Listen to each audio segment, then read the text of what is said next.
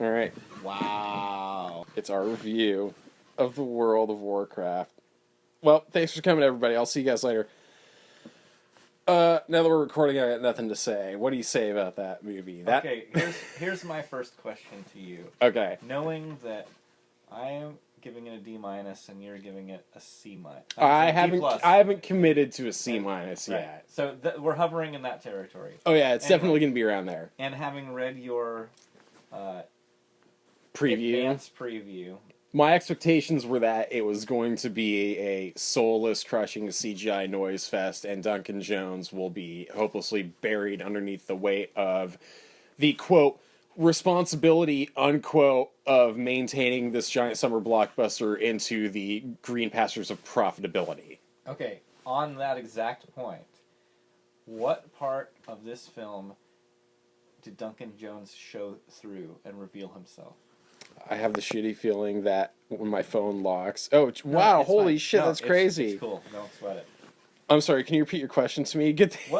At what point in this movie was Duncan Jones revealed? Is there any sense of him in this movie at any point ever?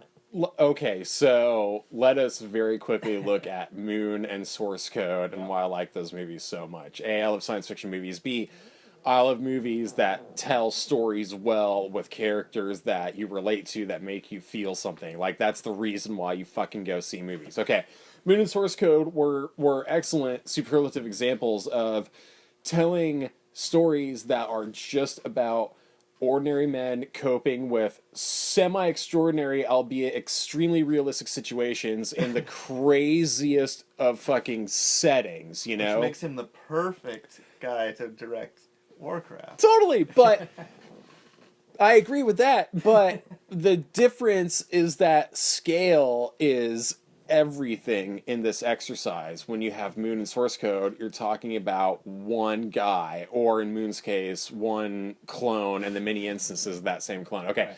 But it's about one dude, and he's got like maybe one or two friends, and they usually kick it in one or maybe two places, okay? And that's all, that's everywhere you go, and that's all the people you see in those movies. So, do you think Duncan was excited to have the freedom to have so many locations and characters with this? Do you think that was a fun challenge for him? that is something that we're only going to find out from video interviews of him talking about it, Right. of which I've not seen any yet, but now I do because I want to know exactly what the circumstances were that he got this job and why he felt, you know, that it was going to be the direction he wanted to go. What percentage chance do you give it that he had been a former World of Warcraft game player? That I also don't know, because I don't really know anything about him besides who his dad is and how much I like the two movies that he's made. I don't know anything about him. What do you think's the chances? 50%, 50-50, because I really don't know. I know he's older than me, but younger than you, I think. He's like right in between, and so, I mean, he could be a big fan.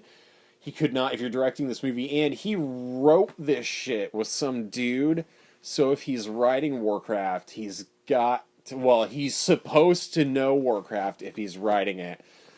Or he's supposed to be the guy who injects the human element and the story element with some other collaborator who knows everything about Warcraft. Maybe that's the other dude. We'd have to look up who Yeah. the other dude was. I'd like to know what that guy... If that guy brought in the story craftsmanship, or if that guy simply brought in the fucking nerd lore. We'll figure that out. But for right now, let's info dump all the really funny shit that we've been talking about for the past 45 minutes that I wanted to get on tape, but now I can't remember any of it because we've already talked about it. But well, let's start at the beginning of the movie. I agree. I totally agree. And we'll just go through from there.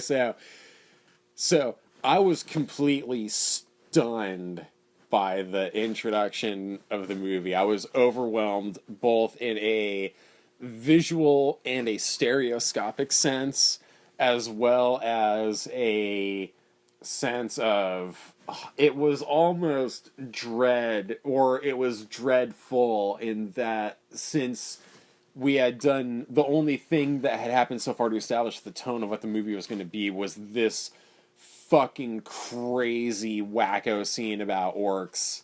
And it was just the fucking... This movie, I've seen a lot of weird shit, and I really like to watch, like, the weirdest shit.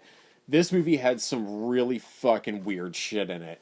And it's not like there's a bunch of like super weird animals or like plants or anything like Fantastic Planet or something like that, but just the and you mentioned it too, the painterly bizarre hyper photorealism of the orcs, and that whole design aesthetic where it looks just like the video game if some dude walked right into the video game and it was rendered in 4K, like that's what it looked like. I also got to bring up this. Okay, so yeah, we don't know what orc was on whose side or for what and what was fucking happening, and I have a lot more to say about that. But so there's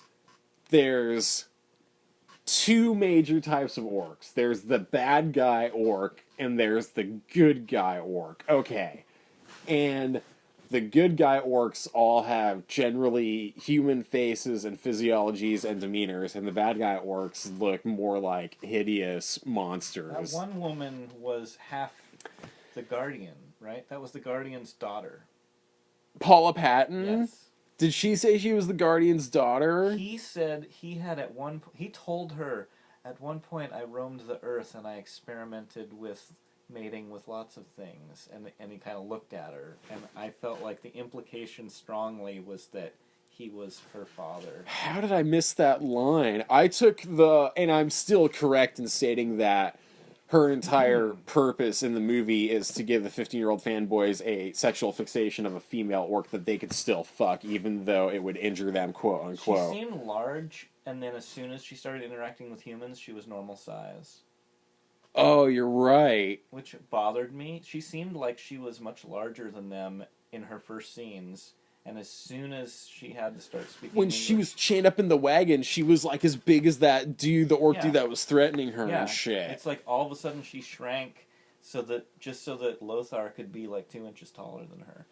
And she went from being a really ferocious creature to being like really demure, like repeatedly demure and human. And I think the fact that you have to make her look human and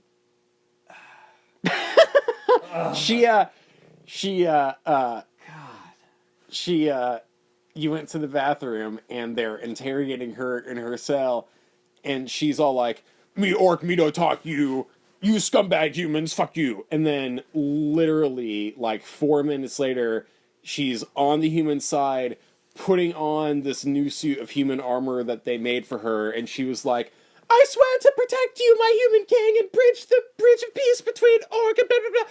And I was like, since when the fuck did that happen? And then all of these things or whatever happened for like 2 more hours, and at the very end, fucking King Howard Stark says, "The only way to fix this is for you, Paula Patton, the sex orc, to fucking kill me." And she's like, "No, no, no, my liege, no, I want to be on your side." And he's like, "No, you've got to kill me because of the orc honor and shit, so just do it." And she's like, "Okay," I kind of cry. Is honor a term used in the game? I don't know. Some dork who reads this is going to have to email the paper and tell us, because I don't know. I think it would be really interesting to know whether that was a conceit of the film, because there are many conceits in this film that I think have nothing to do with the game. Okay, that's a good point. That's not bad, actually. Okay, so there's that. There's that.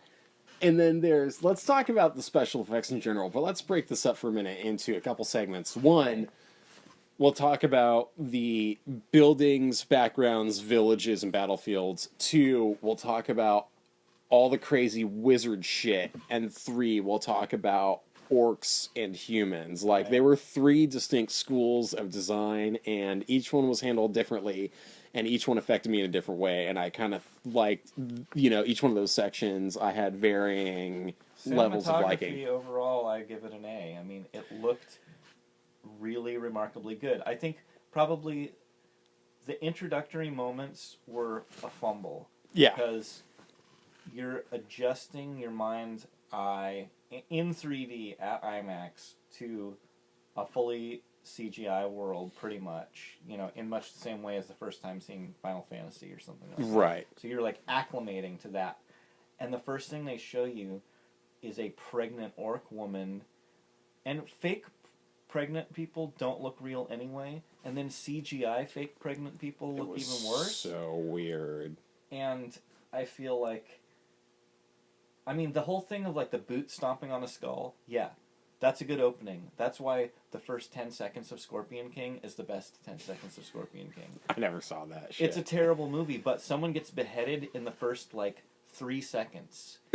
It's just like, it opens with a beheading and a boot stomping on a skull, and then from there on, you can just turn it off. It sucks.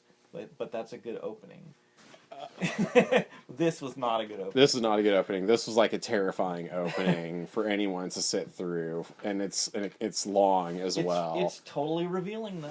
Like, it basically tells you this is what you're gonna get, and then that's what you get. So it's an honest reveal. I don't necessarily know if I would agree entirely with that, because the pacing in this movie is zero. Like, momentum set up and fulfilled is zero. Like, setups and knockdowns is zero. Like, character motivations, resolving, and recurring is zero. So there was some choreography I wasn't in love with, too. Like, sometimes when they're fighting, they almost look like sprites doing some kind of clunky fucking fight move. Totally.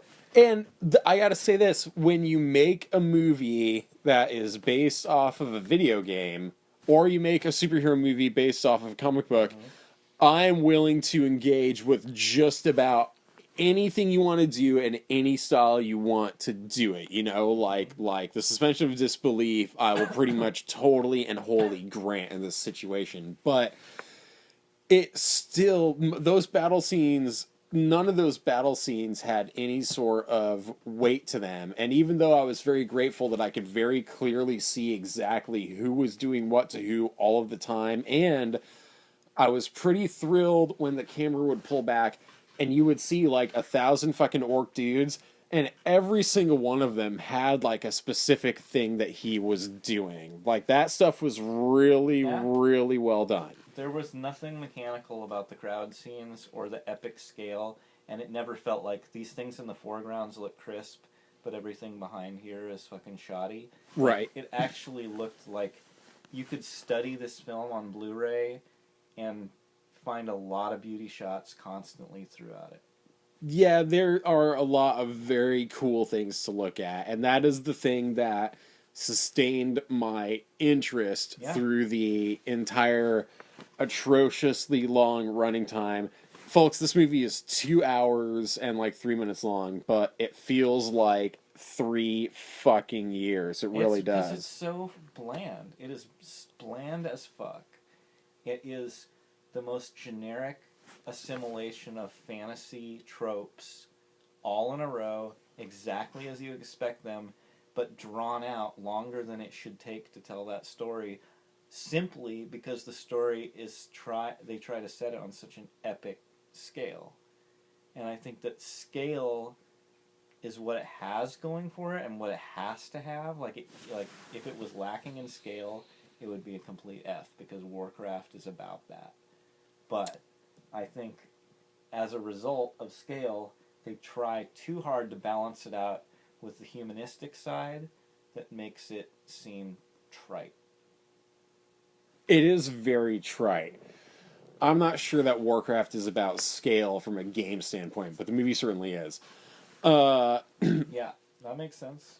And so massive multiplayer game, I think scale is involved when you have how many players are playing it at the same time. I don't really know. I don't really know shit about World of Warcraft. But if this was the movie of World of Warcraft, the movie would be fucking 40 dudes standing around a giant boss for 6 hours casting spells. Are there a million people that play that game? There's 3 million people that play that game. That is scale. That's scale, for sure. And all those people will come to see this movie. That can't be everything we have to say about this movie. Absolutely not. This is why... What's the worst thing about it? Everything. What is the worst thing about it? Well, I was disappointed as usual, but absolutely not surprised to find that the plot makes no sense. Like, nothing makes any sense. Is it that it doesn't make sense, or is it that it's so many cliches stitched together that it just loses all meaning? Well, no, it doesn't. It doesn't make any fucking sense. It really doesn't. So they capture Paula Patton's orc chick, and she barks at them in one scene, and then literally in the next scene, she's totally on their side, and everything is fine, but and they don't explain it. If she's the Guardian's daughter, then she has powers or abilities that are beyond what a normal orc would have. You're just blindly speculating, because all you have to go on is shit that you see on screen that went into the camera and onto the film and into your eye holes at the movie theater. Stop that shit. I gotta write about this. Let's talk about the crazy wizarding shit for a minute. Okay, so the wizardry special effects in this movie this entire movie, if I had to say it in one sentence, I would say, quote, "It is truly unlike anything you've ever seen," unquote. Okay. As far as wacky spellcastery shit, I guess this movie's pretty hard to top. Now, it's totally like, it works so well for being, it's completely ridiculous and over the top in every way. Absolutely. In its own spellbinding way. But circle of wizards that stand in a circle. Oh, we'll get to that too. I'm just talking about, like, Homeboy cast the lightning spell, and like whenever there was one spell that dude, evil or whatever dude cast, where he stuck his hand out and like all these bronze hourglasses and shit appear before him. Oh, I bet that was right from the game. That's what I'm saying. I'm sure. All of these spells and shit they're doing are right from the game. And if you're doing the movie of the game, it's cool to see those spells come to life in that fashion. Like, that was rad.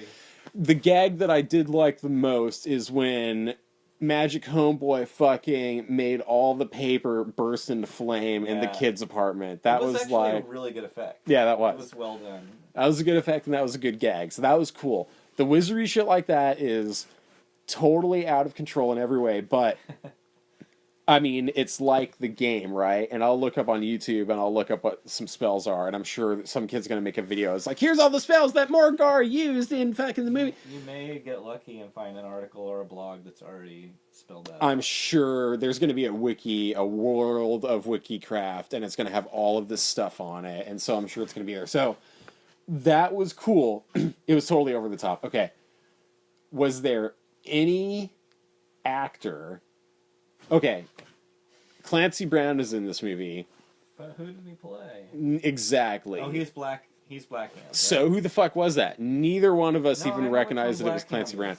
But we didn't recognize Clancy Brown. Usually you'd be able to recognize him. But recognizing a famous person in a movie is a detraction to me. Clancy Brown is so distinctive in his performances and recognizable in his own right. He has a very distinctive style. He was a bit part. That guy was an important political figure, but he did not have a lot of screen time in that movie. Yeah, I guess. Well, he kind of showed up at the end. Oh, we got to talk about the evil orc warlord, okay? I got to point this out, I'm going to give my one-line soundbite on the magic. Okay, do it. Is that I really appreciate that it felt like every time a spell was cast, somebody held the B button down for like 10 seconds and charged it up fully before they unleashed it. It was never, no one ever like piddled out a spell. It was all maximum impact, and the 3D part, the magic use in 3D was probably my favorite part of the 3D, because it was a different style of effect too. So there'd be like these colored rings coming up around it that looked different than anything happening there, and I appreciated that the magic actually visually looked like something extra dimensional or separate from the film. When you, as much as we like certain aspects of the visuals, when you put it all together, that was a terrifically ugly movie overall, I think. When you look at the very big picture. I don't want to look at the people or the orcs. Right? So, okay, yeah, I'll agree with that. The characters are all very ugly to watch. There's not a single character that I was like, okay, no, I take it back. The Griffin was the coolest character to look at in the movie that I can The think Griffin was amazing. The baby orc was okay, too. The Griffin, dude, the scene when the Griffin was fighting some dudes and, like, roaring and, like, knocking its bird head about and then, like, kicking dudes and flapping its giant wings. He was the hero to me. He was the coolest guy in that movie. I was so blown away. Well, I got to talk about that orc wizard guy, too, and we got to run down the characters really quick, or who we think they are, but I got to talk about the evil orc wizard guy. Okay, right. so... Gulan. Gulan? Or Gulan? Gordon. Gulan. Yeah. Gordon. Yeah. So, he is the ultimate leader of the orcs, okay, and he's got the evil green wizardry, okay, and so that's in his face and it's in his eyes, okay, and The Fel, it's called. I'm not sure what it's called. It's Dark Side, it's Sith, it's fucking Satan, it's all that shit. Satan's way cooler than anything I saw in this fucking movie. I agree. But anyway. But they're going for the Avatar style, distill it down to something that mouth-breathing idiots will understand. That's what that is. Anyway, go on. The evil orc wizard guy, fucking, is using this stupid sorcery. Okay, so... They challenge him, okay, the good orc dude that you're supposed to like challenges him. The dude who had to leave his wife and son, okay? They didn't really show him die all the way necessarily. They sucked the life out of him. You totally saw him die, because you saw the face of his soul get ripped from his face, and then at the end, his homeboy ripped his fucking tooth out and said, so your spirit can teach your son. He's fucking dead. That's what I was trying to remember. Thank you. And I'm pissed off that the one dude that you're supposed to like, they just fucking killed. Okay, 2, the evil orc warlord is challenged by him to the honorable combat of Star Trek, and he fucking cheats and kills him by using the black sorcery. And all the orcs, like thousands of them, stand there, and they're like, no, you cheated, fuck you. And then the evil orc dude is like, so, now go kill them. Go kill the humans. And the orcs are like, okay. And everybody just is fine with that. And they just go, and it's fine. And then later on in the movie, the human guy challenges the orc wizard dude again, and fucking beats him. Wait, what the fuck happened the second time? It's so fucking stupid. The orc wizard dude cheats and kills the good orc chieftain, and the orcs just let him get away with it, and it's fine.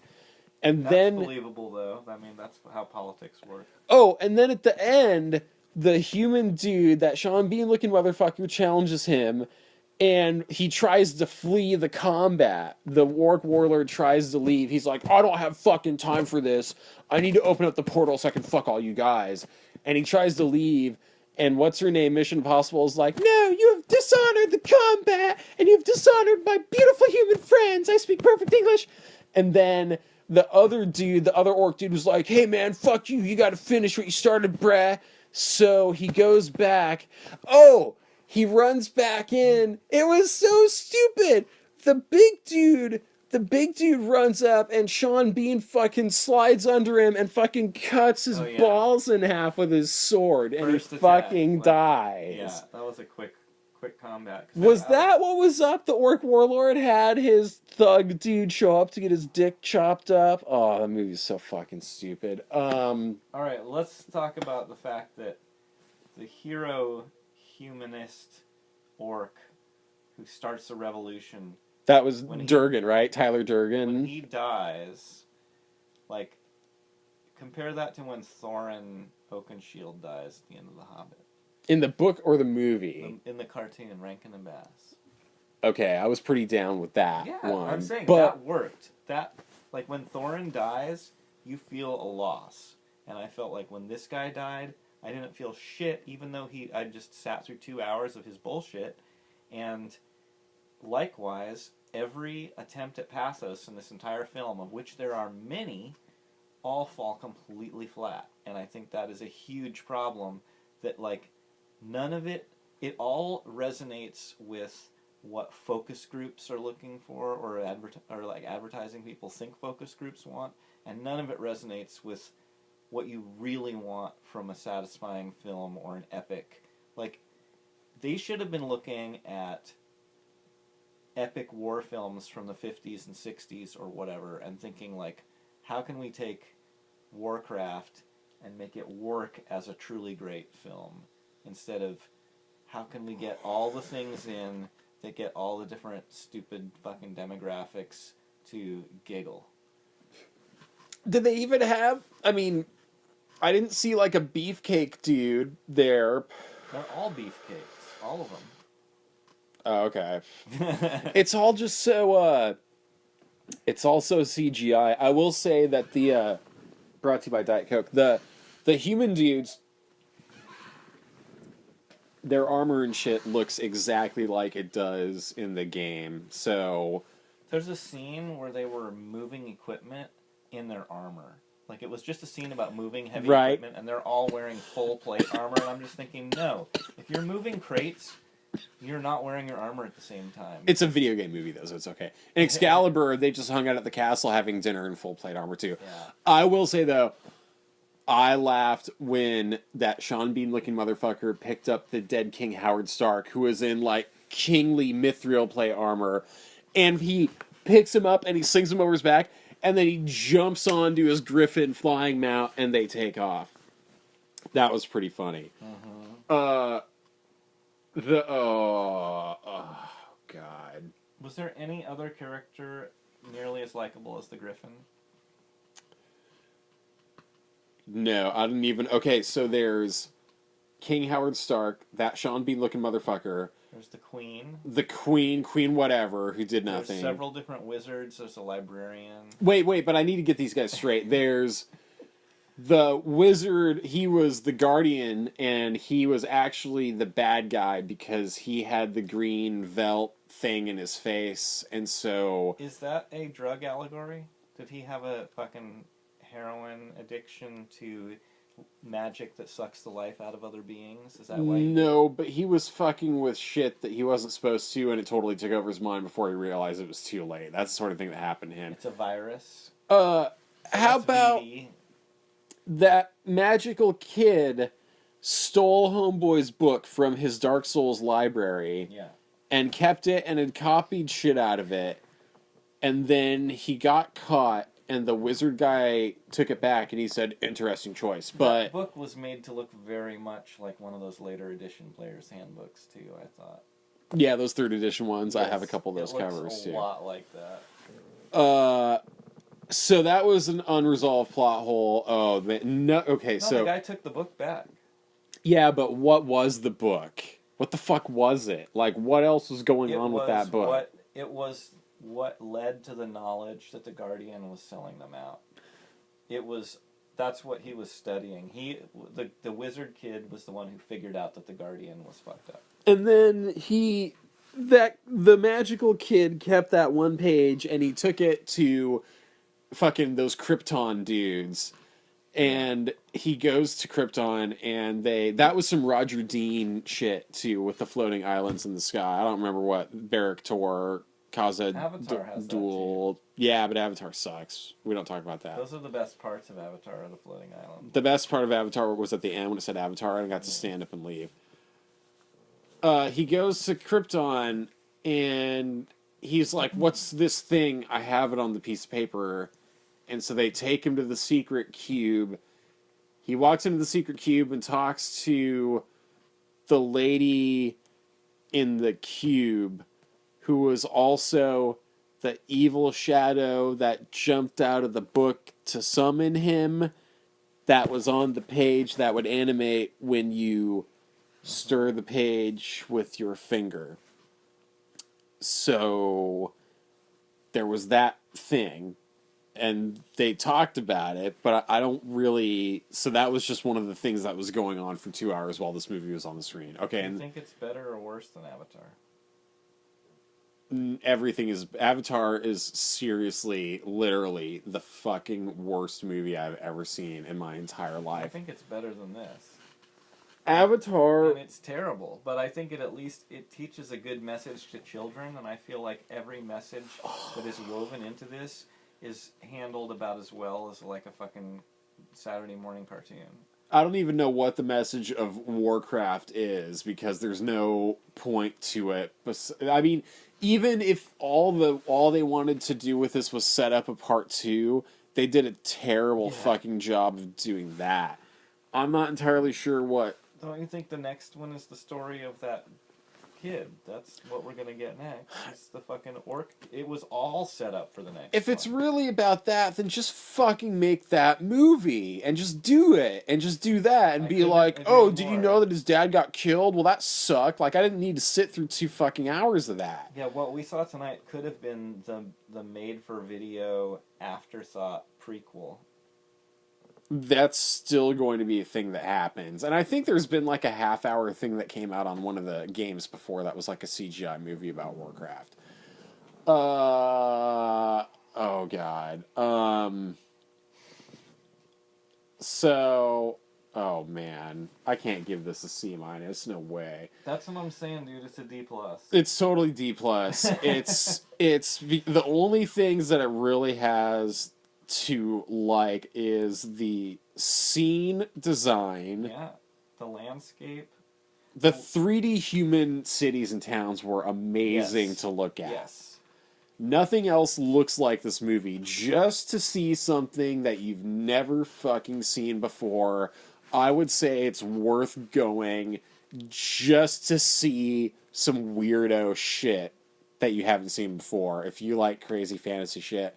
Like, this is a movie that dads are gonna love. Like, it doesn't fucking matter what happens. They get to see all this crazy wizard shit, and you know the dads love that crazy wizard shit. I think it has the model train kind of vibe to it, too.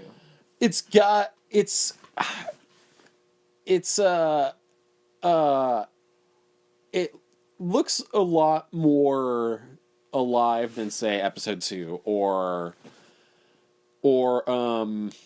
but not like... Shrek. It looks more real and cool than Shrek. Yeah, it does. But Shrek is a totally CGI thing, and Warcraft is not. Although, you'd be hard-pressed to find, things besides a human face that isn't. It's 95% CGI. Yeah. But But successfully so, I think. It definitely carries its own style in that, it definitely pretty much felt like a Warcraft TM license thing to me. That was like an official, real thing from the Blizzard Corporation in capital letters. But it also, what can I say? I was like, wow, what the fuck? Like, I could, over and over again, when I wasn't throwing up my hands or holding my head in them, I was just like, wow, what the hell is even happening with all this crazy shit? Like, it was just a bunch of crazy shit happening on the screen the whole time. Do you think that there was too much exposition compared to constant momentum? There actually was not nearly as much action in this movie as I thought there was going to be, and the problem with the exposition in this film is that it was entirely and utterly broken. There is scene after scene of people standing in a location talking about things, but nothing is ever brought to a head or paid off or resolved, and you never are really clearly aware of who's got their cards in what pot and who's going for what and who cares about who. And so you just sit there and you keep looking at it, and there's always something fucking crazy to look at, but there's nothing actually happening for you the whole time. And it just goes on and on and on.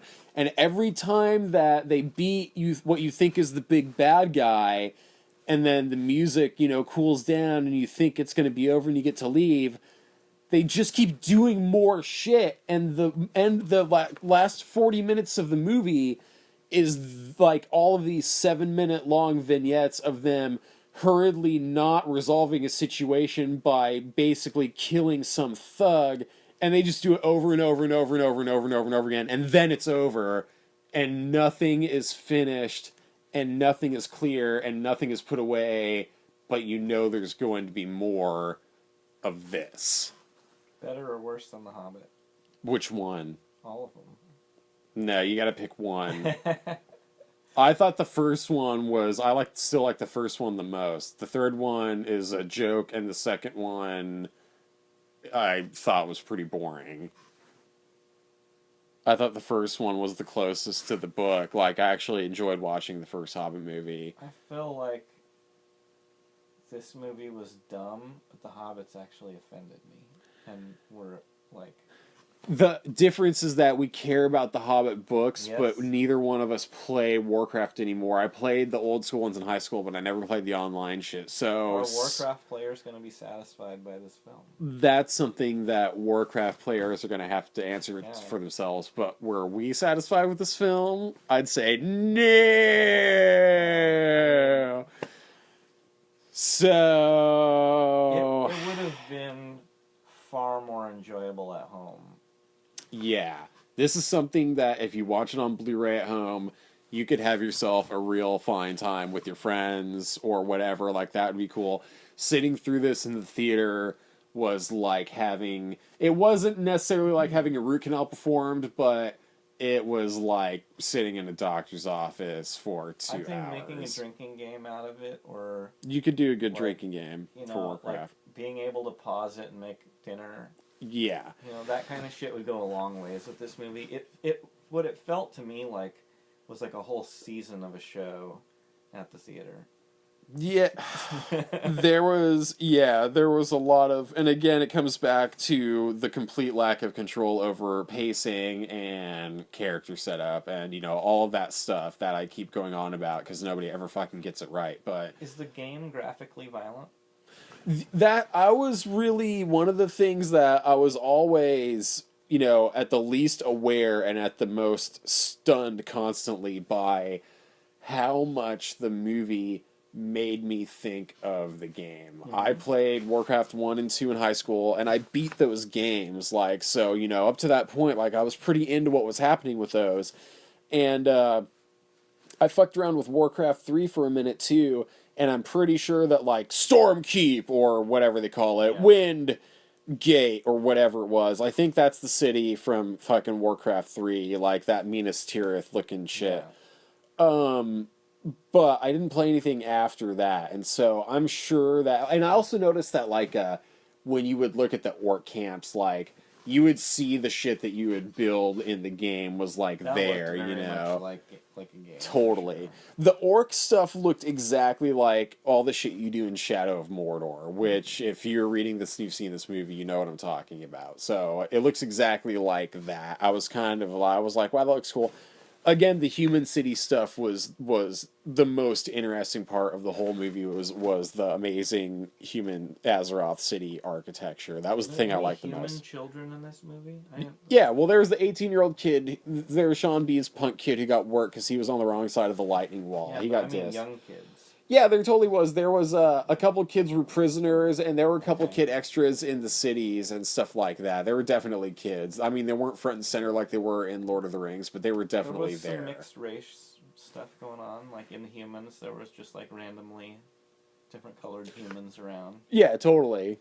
I still think that the extra human-looking orcs is a weird thing. The orcs were exceedingly weird. I did not buy them. And I further disliked that there was, the good, quote-unquote, race or division of orcs that looked like humans and were generally friendlier demeanor versus the more monstrous and savage orcs. And I was really bugged by having the super sexualized human orc that you could think about banging even though she was an orc, and that was the only reason why she was there. Furthermore, what she did with the king and her entire motivation and what she was doing, I was just like, what is happening with this? What is going on? Why are you doing any of these things? A slave of the orcs.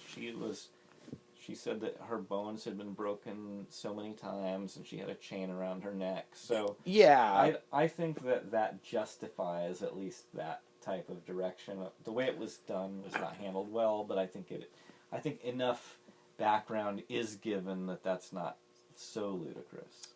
I would agree that okay, I'll give you that, but I mean, it wasn't good enough, like, if I don't feel it, if I don't care, I mean, then you haven't done your job. And I'm But pretty easy to please with stuff like that. and I would say, oh, can you care about a cartoon? But then you see a movie like Up that makes you want to fucking jump out of a window. So it's like, I haven't seen that one yet. It's fucking great. I hear it's really depressing, but it's still good. I mean, the beginning is depressing, and then it becomes, a more uplifting film after that. But it starts with the definition of pathos, like in animation. I mean, it's up there with Bambi or whatever. It's like, wow, that's a powerful cartoon, and it's done without even dialogue. Whereas there's nothing subtle ever attempted in this film. Yeah, subtlety, that's a really good point. Subtlety is one of the things that made me like Moon and Source Code the most. Understated but extremely strong performances, the atmosphere never overwhelmed. It was always about either one dude talking to himself on a space station literally, or one dude talking to himself figuratively on a train. Like, I was really into the scope and just how low-key and how focused on humanity those movies were. I think the few times subtlety was employed in Warcraft is in hints that are meant to be unraveled in future films. So they would pepper in little details that may not have been of great importance and kind of come and go, but that later will have more impact. And I thought that the way that it was implied that the Guardian may have been the father of the orc chick was subtly handled to where it's ambiguous. If they're going to do the long game setup and do all of those things, they still need to... I mean, you are allowed to do that. It's not like it's illegal movie making, but you have to... complaint of people in some recent superhero films, I think. I have a lot of complaints about recent superhero films. Have you been listening to anything that I say to you? Yeah. But if you're going to do that sort of thing...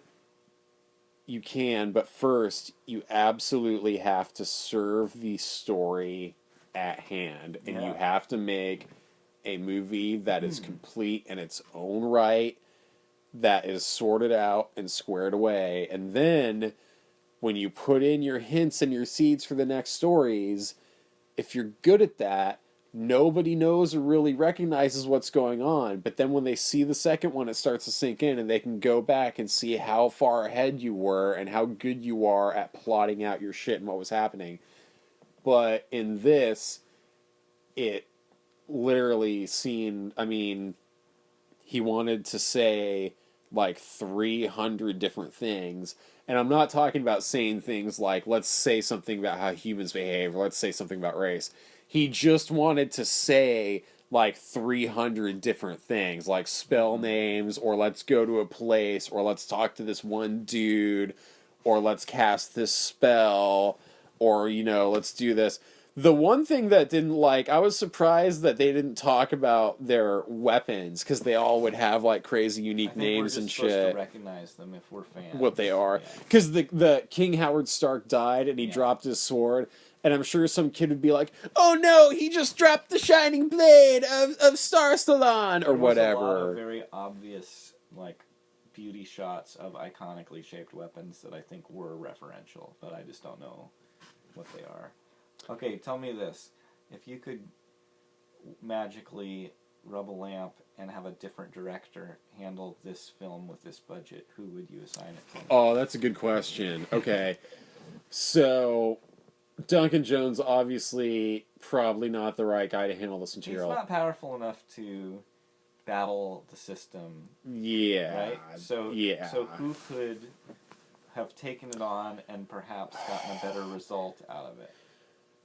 Man, first of all, what was the story of this movie even about? Like, the type of story dictates what director is best suited for that material. And it's nothing but a setup. This entire movie is nothing but a setup. It's not about anything. Nothing. Yeah. It's just about them fucking around with the portal. That's my feeling anyway.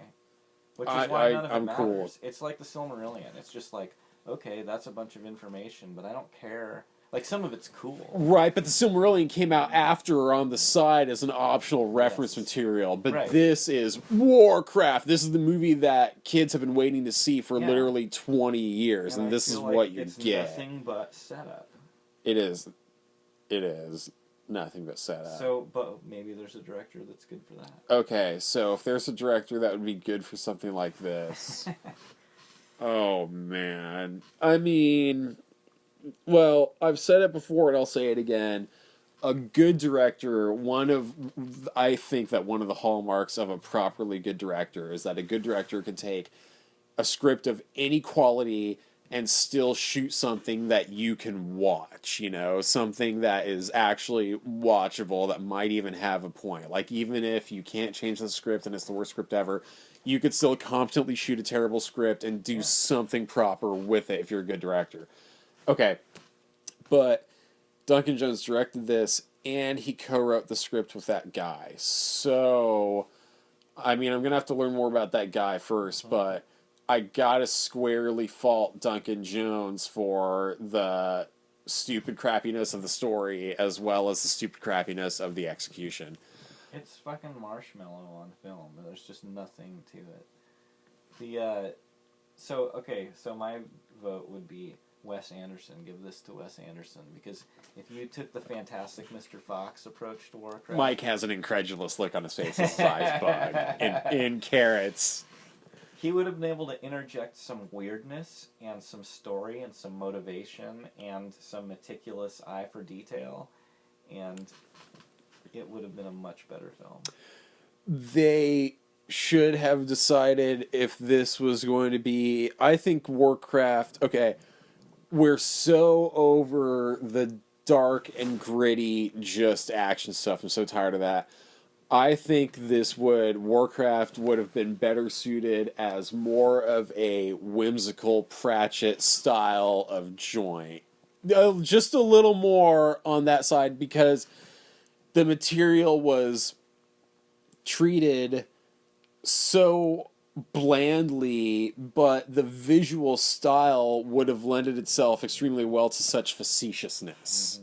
The visual style was very bright. Not once do they go inside of the cave or the catacomb. Not once are they stuck inside the dungeon or under the well. Not once are they, you know, in the river, or, well, maybe that one scene in the portal, but whatever. It's never, ever like that. It's always one of the cooler parts. Outside in bright daylight, and it's either in the cool video game castle or the orc camp, and that's it. So, okay. This movie was really fucking bad. Yeah. Okay, so what are we giving this? A D- or D+? I think D+. And it's strictly for visuals, but it's below average, but it's not a complete fail, because a complete fail would be that story, but with fucking despiser quality animation.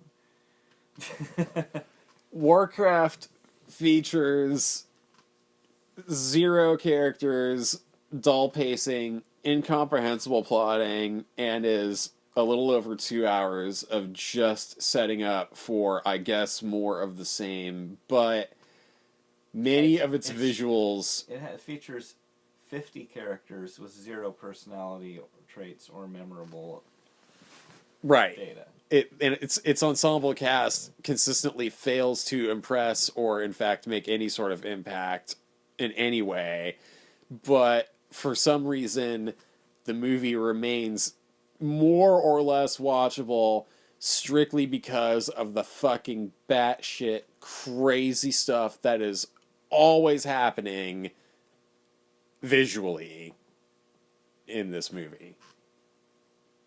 D+. See it on Blu-ray. It's cool. Don't go see it in the movie theater, but it's going to make $400 million. You think it's going to be a hit? Oh, yeah, people pay money to see anything. I mean, I get dragged out to see shit that I know is going to be terrible, and I pay to see it, and it's terrible, but I've still paid to see it, and they still keep making more. Like, it's never going to end, and it's just going to get more of this.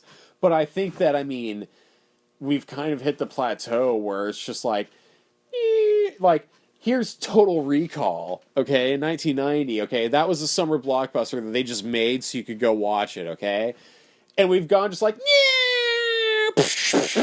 But the plane has just been like plowing into the ground at 300 miles an hour now for like 15 years, and it's just never going to stop, and it's never going to pull itself back out of the sludge factory that started once. How depressed the Jeff Goldblum sound in that Independence Day trailer? Oh, God.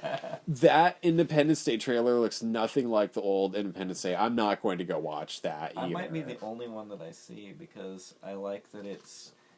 Just every time they showed an entire city being destroyed at once, I was like, that's good. That movie looks so terrible. I bet that Independence Day is going to be a superior product to Warcraft. I think Independence Day will be in sea territory for some reason. I want to see a spaceship that's the size of the Atlantic Ocean. That would be pretty tight. I mean, V still has it on lock. Nothing will ever beat V, but I'm still not going to see the new Independence Day, but, you know, I'll watch it on Blu-ray maybe or something. I've seen the original, so. You never saw the original Independence Day? That movie sucked. I watched that in high school. That movie was terrible. So was Warcraft. Warcraft was a terrible... Independence Day is better than Warcraft, I bet. Yeah, the first Independence Day was totally better than Warcraft. Like, I actually distinctly remember who everybody was, and there were jokes that made me laugh, and I really enjoyed, like, none of the special effects made me take off my 3D glasses and shake my head. Have more people played Warcraft than have read an X-Men comic? Oh, shit. Have more people played Warcraft than have read the X-Men? That, again, I don't know, because I don't know about circulation for X-Men versus Warcraft players. Is the average person on the street more aware of the X-Men characters besides Wolverine, or more aware of, like, what Warcraft is as a game? Because I think the South Park episode is, like, very revealing to a lot of people. Yeah, that is, but I think, you know, pretty much everybody who watches South Park is aware of that game, too. It just is part of that generation and part of that culture niche. I just think for Warcraft to make $400 million... I mean, Guardians of the Galaxy was a fluke. They really lucked out with making a good movie about something no one's ever heard of. Totally. But usually, to reach those kinds of numbers, it has to be a franchise or a brand that people know really well. Right. And this is the establishing move. So, I don't know, man. I mean, it could be a Battlefield Earth if it tanks. This movie is like tank-proof, though, I think, because strictly of the strength of its property alone, it will at least recoup its production budget and guarantee some type of follow-up. Will the follow-up be handled by Duncan Jones? I seriously doubt it. And I gotta say, I'm got tenuous feelings about what's next on his plate. Because you know what? This is totally what Neil Blomkamp did. Yeah. He made District 9, and that was so hard. And then he made Elysium, and I've thoroughly enjoyed that film, albeit it did nothing new as far as story. Like, I still really enjoyed that as far as being just a science fiction action film that had a pretty fresh vibe to it. Visually. We just agree to disagree on that one. And, dude, that was that, and you still haven't seen it yet, but Edge of Tomorrow with Tommy Cruise, those are the only two movies that have been made that have anything to do with powered armor for more than 4 minutes. So on that standpoint alone, because that's my favorite thing ever in science fiction is powered armor. That's the thing I like the most. Aliens. I said for more than 5 minutes. Yeah. And, you know, that's utility vehicles, not powered armor. That doesn't really count. He's a Nancy boy. That's a comic book movie. It's like a trilogy of films about powered armor. But they're not good. The first one was, but the other two were terrible. How about all that shit with Django Fett? Fuck you. And fuck Django Fett. We should just end on that. But anyway, so Neil Blomkamp, what we can agree is this. Neil Blomkamp came out very strong with a highly original and idiosyncratic film that took people by surprise, was a sleeper and everybody loved. Then he fucking nosedived and just took all his creative goodwill and he just fucking blew it all. And he just came out with movies that said nothing and meant nothing. And so Duncan Jones here has hit 2 home runs in the past. This is a tremendous, tremendous strikeout in almost every way. Would have been enough for him to make his next independent feature? That's what I want to know is, if Neil Blomkamp was smart, he would have cut his losses and gone back to shooting commercials very well a long time ago and lived comfortably off the royalties, whatever, That's what a smart dude would do. Is Duncan Jones going to turn into like a Adam Sandler or Michael Bay shill machine where he'll just direct anything and get it out there? Will he find a niche of pumping out crap like that in Hollywood? Because there's stuff like that. Yeah, Tim Burton hasn't done a thing that I've liked for a long time.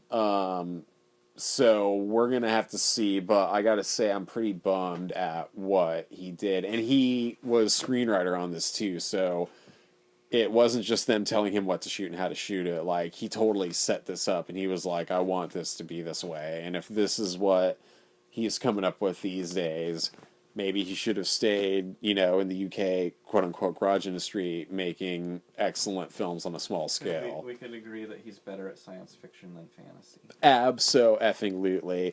And I would even say that this movie has more to do with science fiction than fantasy because it's from a computer game. I'm not entirely sure why, but it's just so artificial, and it feels so artificial too. It's like if you loaded up Warcraft in your new virtual reality goggles and put them on and watched all the cutscenes or running around in that. Like, it feels so like artificial. The boss fight in so many games. It was like a constant boss fight. Yeah.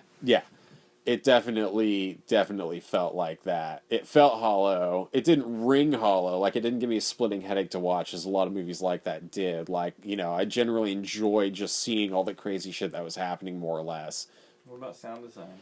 The movie was really loud, but there was nothing memorable about what was happening, actually. The music was a non-entity. It was just generic dun dun dun dun dun dun dun dun, and sometimes there would be a dramatic note, and then something would happen, and you'd be like, oh, I'm glad they told me emotionally how to feel about that with the music. Right. And very heavy-handed. One or two spells had some okay type effects, and that was cool. The portal was kind of cool. I like that. What about the not John Williams music in the Rogue One trailer? That was the Star Wars cottage spin-off industry is its own thing. That's, the more I see that trailer, the more I like what they're doing in that movie. But, we'll see what happens. What do you think about the reshoots? That's regular shit. I read that shit you sent me. I am never concerned, because Star Trek is having huge problems too, apparently, but I don't care about what's going on. Like, make your movie. Yeah. But once you show it to me, that's what's up. Like, when you're done and you put it out, okay, I'm going to watch that shit now. But, if you pull it back the day before you let me see it and you want to change it, fine. But once I've seen it, I can't unsee that shit. You can't take it back, so... Well, what about Aladdin, where they put all this racist shit in and had to pull it right away? I still have a VHS copy of Aladdin in my archive for that, and I've got the penis-covered Little Mermaid. Is not going to have the shit that got cut from that film. From the theatrical exhibition, because there was like a verse in the opening song that they changed, and there was some other shit like that too. I didn't see that in the theater. I only saw it on tape. You would have had to have been there really early on. I didn't see it either. I just read about it. I probably would have been too young to remember it too. I saw Little Mermaid in the theater and The Lion King, but not Aladdin. I'm going to kill this, I think. That's funny. 58 minutes. This has been brought to you by Destron Incorporated. We're going to have a lot of fun transcribing this. Okay, now I have to hit done, right?